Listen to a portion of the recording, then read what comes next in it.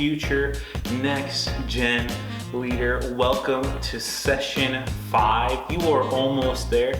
This is the second to last session. I'm so excited that you've made it this far. And really in this session, what we just want to talk about is what resources do we have for you? What are some of the things that you'll want to have when you start working in our next gen departments? What are some things that are going to be able to help you when you come across certain situations and certain dilemmas? What's going to be able to help you answer some of the questions that these kids and youth students are going to have that maybe you don't have the answer to, or maybe the terminology behind? And so what I'm going to do is I've kind of broken up our resources into 4 categories. The first being our communication stuff. The second one being our Bible comprehension stuff. The next one being books. And the last one being our community resources. And so we have several different communication things that we use within our next gen department. But the one that I think we probably use most, if I had to bet, would be Slack. Now Slack, what that is our basic communication software. It is both a group chat and a place where you can reach out individually to the different people, so different volunteers and things like that. And so that is a super big tool. Oftentimes what that's used for is simple communication. If I have small group questions to send out, if I have kids curriculum to send out, if we have a team night coming up, we're gonna go do something, we're gonna hang out, because that is important. We want our teams to feel like they are families, like they know each other, that they are truthfully teams, that they actually like each other. And so unfortunately, on our service nights and during our services, we don't always get to talk with our teams as much as we like. We don't get to hang out because we really are hanging out with kids and youth students on those nights. And so I try to make sure we have team nights every once in a while. That way we can scratch that itch to talk with one another without sacrificing the ability to talk and reach some of these students. And so Slack, what that is our basic communication software. There's a kids general and there's a youth general chat for right now. And there's all kinds of other little chats that you'll get yourself put into as you progress through your leadership journey in our next gen department and things of that sort. But being in those will help get you some of the most up-to-date information. One of the other things that you'll want to get into is our text and church groups. Our text and church groups. If you are a kids leader, you're going to text kids to 509-350-4343. If you are a youth leader, if you serve in our junior high or senior high ministry, you're going to text youth to 509-350-4343. And then you're going to get all the texts that we send out to both students and leaders about all of the events we have coming up, about everything that we're doing, reminders for junior high night, senior high night, all those different things. If you want those texts, get in those text groups. Again, that's kids. If you want to get in the kids leader one, if you want to get in the youth chat, you're going to text the youth. And that number one more time is 509-350-4343. That's additionally a great resource when you have students or kids that are coming that have cell phones, or parents that want to get all of the information about what's going on in kids and what's going on in youth. Get them to text youth or kids to that number and they'll get put in the chat automatically. The last thing is sometimes you'll have different small groups and things like that where you won't have a parent's number, but maybe you have a parent's name. Using something like Facebook Messenger is super simple. You can often find somebody's Facebook profile, find a parent's Facebook profile, and reach out that way and get a hold of them. Additionally, some youth students don't have phones, but they'll have iPods, or they'll have other devices, iPads, whatever it is, or they'll even have a computer at home. And things like Messenger will work on that, because some of them are allowed to have Facebook but don't have phones. And so that can be a simple solution for group chats, things like that, without having to deal with some of the differences in technology from Android to Google phones to iPhones. You don't have to deal with the mass text issues. And there you can use something like Messenger, and Messenger is a great resource The second thing we want to talk about is our Bible comprehension. Our Bible comprehension. So some of the resources I have for you. One is Logos. Logos is a great Bible software. There's tons of free books and commentaries and Hebrew and Greek word studies and all kinds of different things on Logos.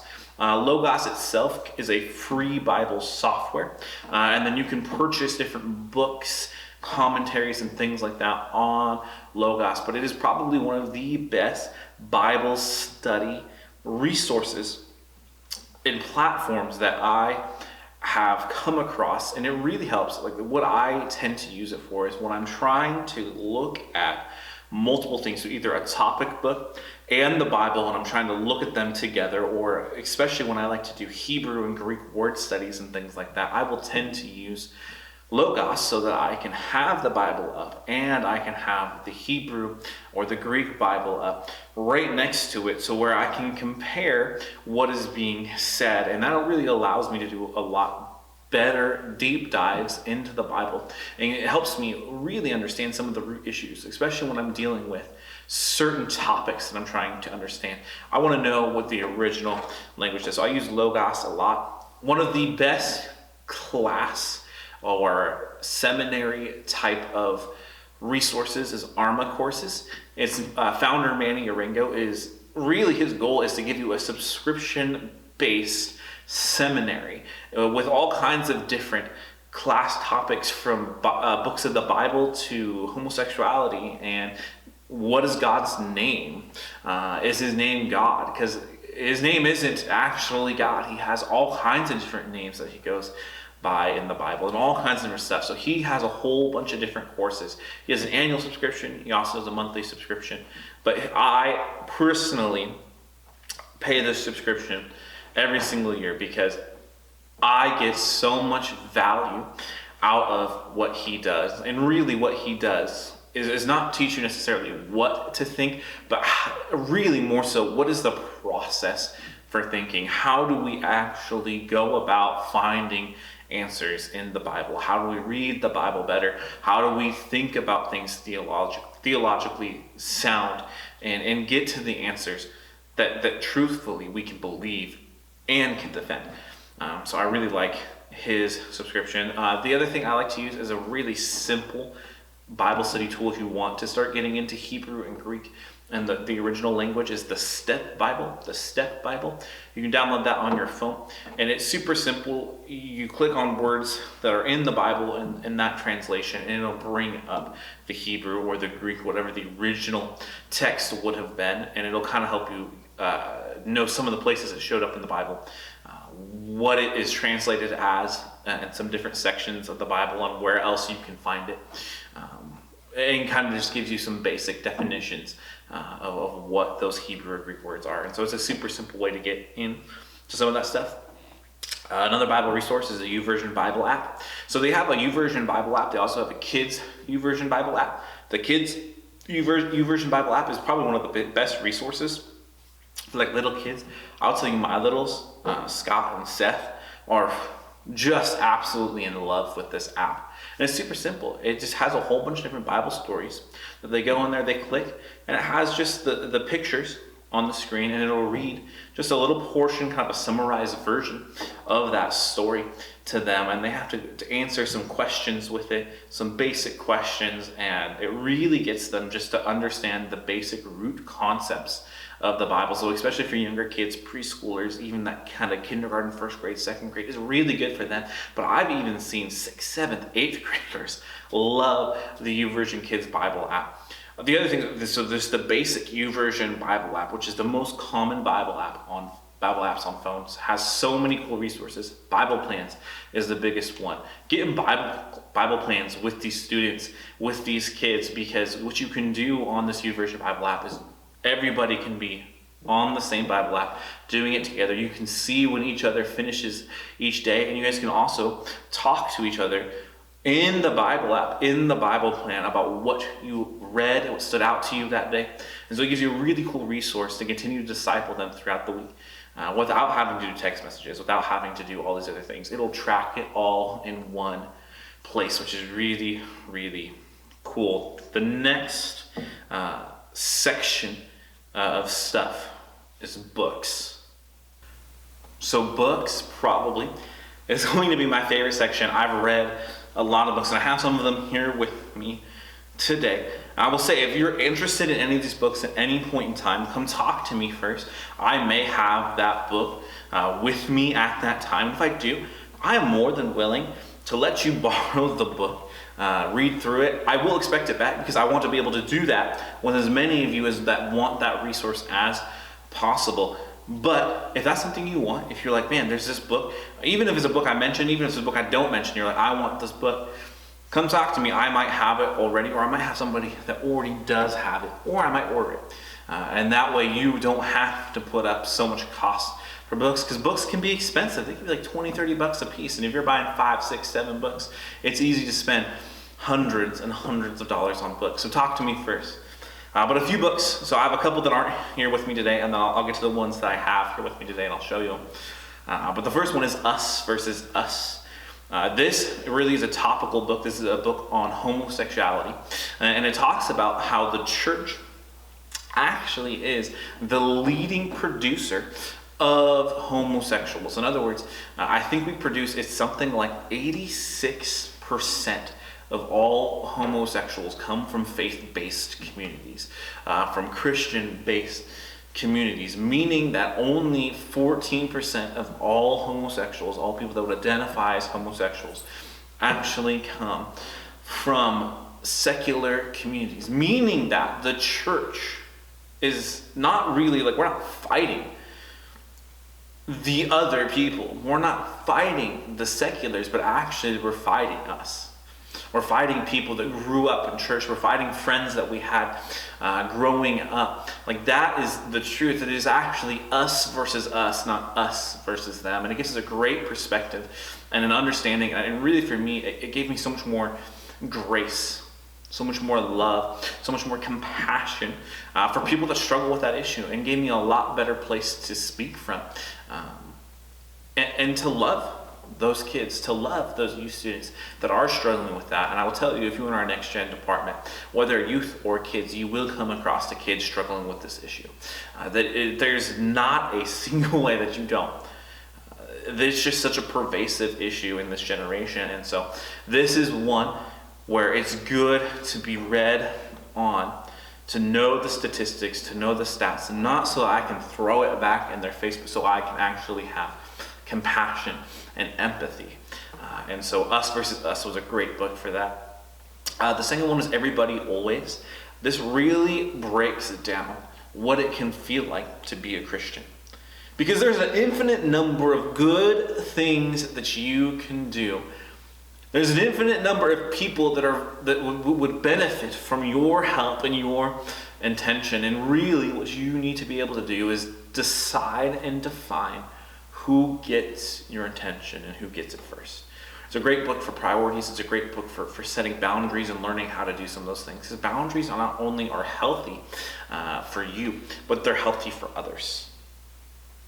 And so Everybody Always was a great book for that. Now we're getting into the books that I have here today. So this is probably one of the ones when I suggest people read, I get kind of the weirdest looks from, but it is literally called How to Talk with Your Kids About Sex. And so what I've realized far more often is that most kids in my generation didn't get the talk.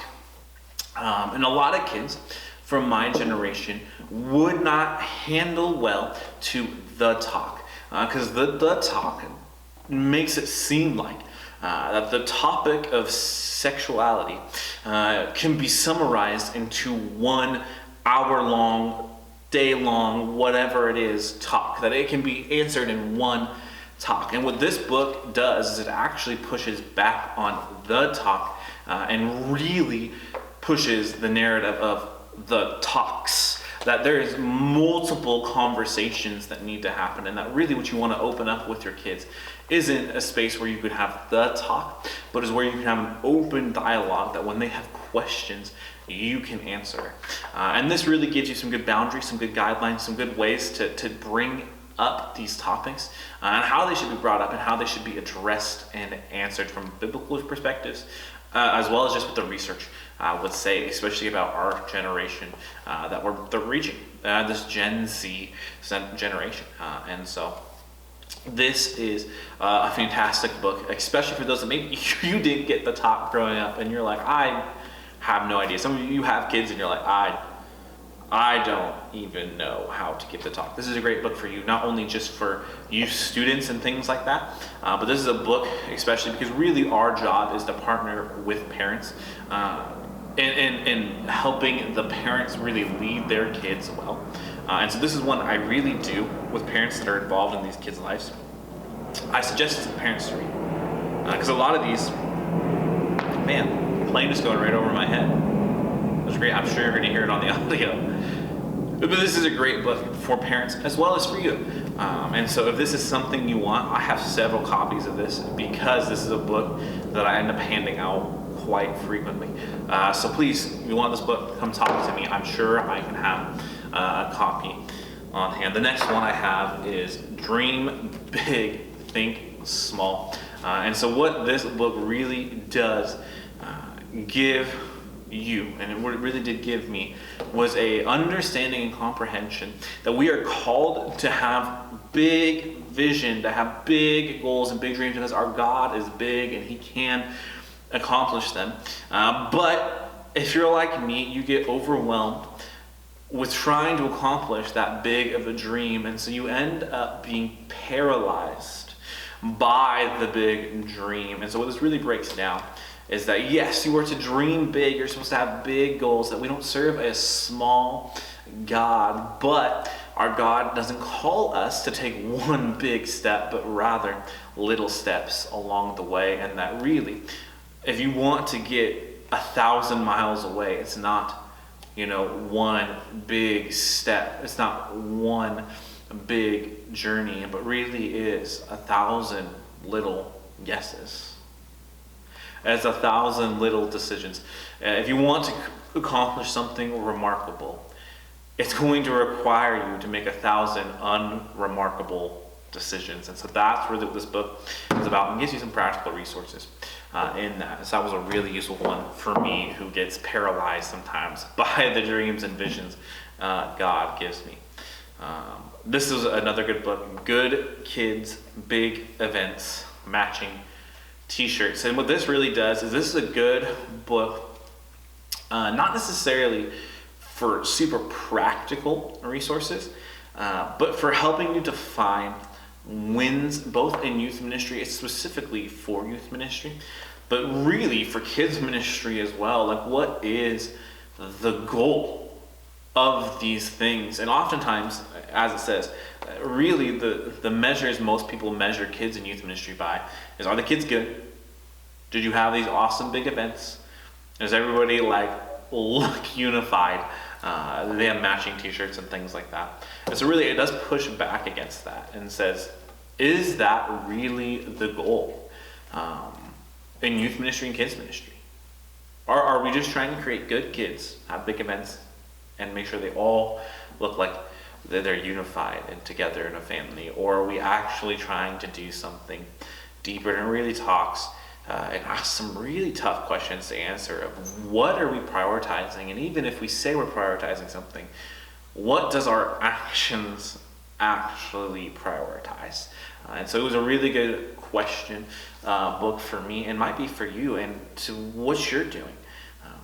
What is your priority in your life?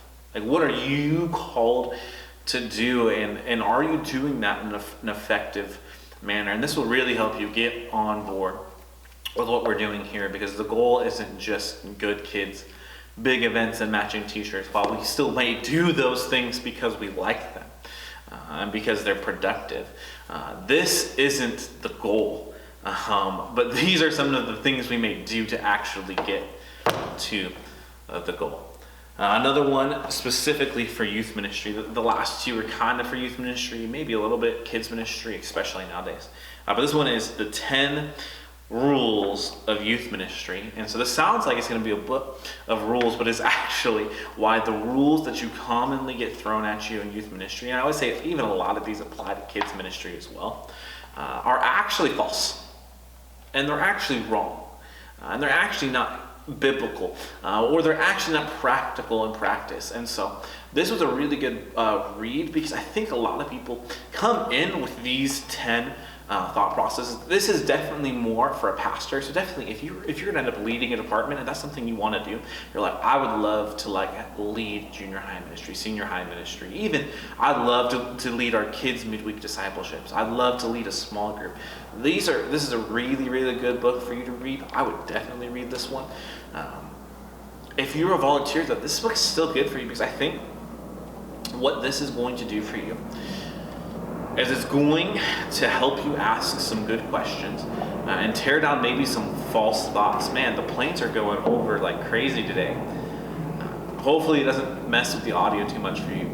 But really what this book is going to teach you and hopefully help you do is tear down some of your false thoughts and assumptions about what youth ministry is and how it's supposed to operate.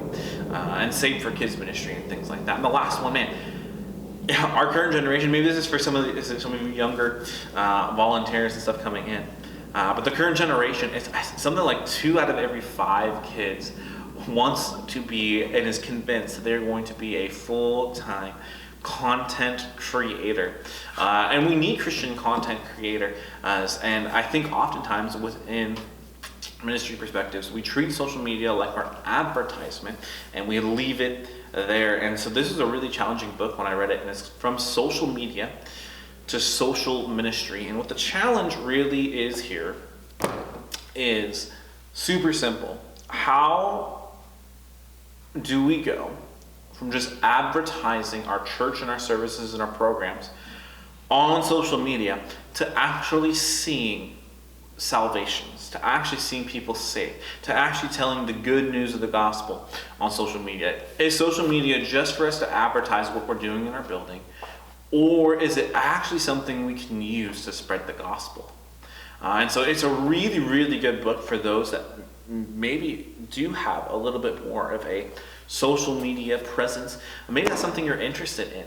This is a great book for you to pick up. I have a couple copies of this. And so this is something you want to read. You're like, I'm really interested in social media, and how do I actually make a difference on there? How do I do something that's greater than just advertising the church, but really is saving people online? This is a fantastic. That's my last book. I have plenty of other ones. If you ever come across a topic, if you ever come across a situation, and man, you want a book, come talk to me. I had a good chance I have it. There's some other really good books. I have some great counseling books and things like that too, that help you if you're going to counsel a student. If a student has a bunch of questions, if you're going to have a discipleship meeting with the student, where they're going to ask you a bunch of questions about all kinds of different things.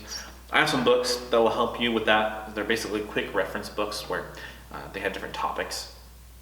And you go to page 338 when this topic comes up, and it'll give you all the different instances in the Bible where it either directly or loosely talks about that topic in the Bible. And it's really cool. So if that's something you ever need, again, come talk to me. I have so many more resources than this, but these are the ones I'm like, I think for somebody getting in to youth or kids ministry, this is some of the stuff that'll help you kind of tear down some of the wrong belief and kind of help you with some of the good stuff and some of the bigger issues that you're probably going to deal with this specific demographic. The last thing is we have some community resources. So one of my favorite ones, and I think the ones I've kind of talked about already, is this organization called Stay Here. Their website is stayhere.live. So stayhere.live. They do all kinds of different suicide prevention things. So they have a helpline. They also will help pay for your first month of therapy through BetterHelp, which is an online therapy organization. So they do all kinds of different suicide prevention training and things like that. And so they're actually where I got all of the resources to do the ACT training that you just went through a couple sessions ago. They're a great organization. I would use them. If you want a local crisis mental health drug addiction, alcoholism, all of that organization. Renewed is our one here for Grant County. So Renewed does all kinds of different things from mental health. They have a sliding scale mental health, that meaning that if a kid comes from a lower income household, their copay for mental health therapy, all kinds of things like that, will be significantly lower, as well as they have grants and scholarships or things like that.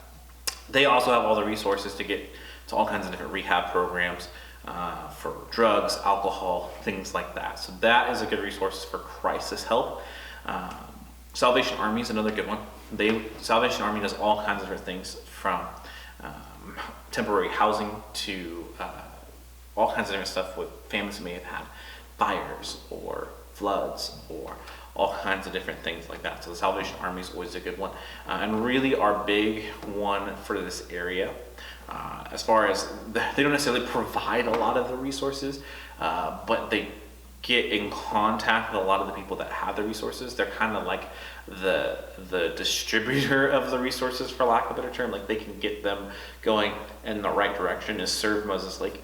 That is their goal. Really, they want you to be able to call and say, hey, I have this person with this issue. They're going to take them, they're going to vet them, they're going to get them the resources and help they need. So for some of our youth students and their parents and things like that are having issues, maybe paying rent, with electricity, running water, things like that, because financial poverty and things like that, Serving Moses Lake is going to have the numbers for all of those different resources. So they're the one number you can call to get all of the numbers. So they're a good first step. They are only open a few days during the week. And so really, if you have one of these issues, one of the best things to do, come talk to me. I can send you in the right direction. I can give you all of the information. You don't have to share all the details about that student's life, because you, like, truthfully, again, the hope is that you begin to build better relationships with the kids and you students than truthfully I can have with all of them. Because the reality is I can only lead so many, and that really is why we need you. And so my goal really is to resource you the best I can. That's all the resources I have for you today, not just in general, but today. And I'm so excited. Man, you're almost there. One more session. The last session is just really going to be our recap, some of our final thoughts, and really just getting you on your way and giving you some next steps. So I'll see you in just a couple minutes. Man, last chance. Take some notes, get some coffee,